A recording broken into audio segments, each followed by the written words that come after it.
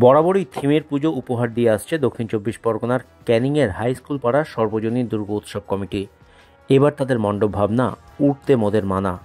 ৭৭তম বর্ষে পক্ষীকুলকে তথা পরিবেশকে বাঁচানোর বার্তা দিতেই তাদের এই মণ্ডপ ভাবনা। প্রযুক্তি যতই উন্নত হয়েছে ততই ক্ষতি হয়েছে পরিবেশের। মোবাইল ফোনের রমরমা ও দ্রুতগতির ইন্টারনেট পরিষেবার ফলে ব্যাপক ক্ষতি হয়েছে পক্ষী সমাজের। নানা জায়গায় মোবাইল টাওয়ারের রেডিয়েশনের কারণে চড়াই, ফিঙে, দোয়েল সহ নানা ধরনের দেশীয় পাখির বংশ বিলুপ্তির পথে। পাশাপাশি এখনও পাখিদের ধরে খাঁচাবন্দি করে রাখার মানসিকতা রয়েছে অনেকেরই। কেউ কেউ আবার পাখির শিকারও করছেন প্রশাসনকে বুড়ো আঙুল দেখিয়ে। এর সরাসরি প্রভাব পড়ছে পরিবেশে, বাস্তুতন্ত্রে।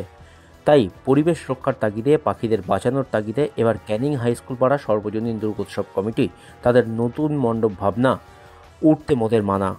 নানা ধরনের পাখির বাসা দিয়ে মণ্ডপ সজ্জা করা হয়েছে। পাশাপাশি কিভাবে মোবাইল টাওয়ারের রেডিয়েশনের ফলে পাখি জগতের ক্ষতি হচ্ছে সেটা যেমন তুলে ধরা হয়েছে মণ্ডপে, তেমনি পাখি শিকারের নানা চিত্রও তুলে ধরা হয়েছে। মা দুর্গাকেও এখানে পাখিদের দেবী রূপে ফুটিয়ে তোলা হচ্ছে। আমরা প্রতি বছরই কোনো না কোনো সমাজ সচেতনতার উপর আমরা কোনো না কোনো বার্তা নিয়ে আমাদের পূজা মণ্ডপ তৈরি হয়। আমরা শুধুমাত্র পুজোয় থেমে থাকি না, আমরা পূজা মণ্ডপের মাধ্যমে আমরা সমাজের কাছে কিছু বার্তা দিতে চাই, সমাজ কল্যাণমূলক বার্তা। আর এই বছর আমাদের নবতম প্রয়াস হলো উঠতে মোদের মানা। এখানে আমরা একদিকে যেমন আমরা 2G থেকে 3G হয়েছি, 3G থেকে 4G হয়েছি, 4G থেকে 5G হয়েছি এবং 6Gর দিকেও আমরা এগোচ্ছি যাতে 6G নেটওয়ার্ক করা যায়। কিন্তু একদিকে পরিবেশ কিন্তু ভারসাম্যহীন হয়ে পড়েছে।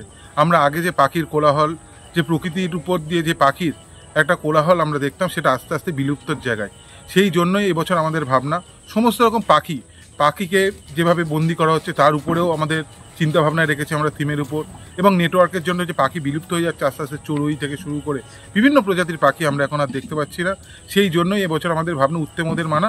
আমরা এই প্যান্ডেলের উপর দিয়ে আমরা সমাজের কাছে বার্তা দিতে চাই, আসুন আমরা সবাই মিলে, প্রকৃতি ভারসাম্যহীন হয়ে পড়ছে, আমরা তার জন্য, আমরা পাখিদের জন্য আমরা কিছু করি। তার মধ্যে থেকে যেমন আমাদের প্রত্যেকটা বাড়িতে প্রত্যেকটা ছাদে আমাদের জল এবং খাবার, পাখিদের জন্য ন্যূনতম খাবার আমাদের রাখা দরকার। কারণ পাখি কিন্তু একটা পরিবেশের মূল উপাদান বলে আমরা মনে করি।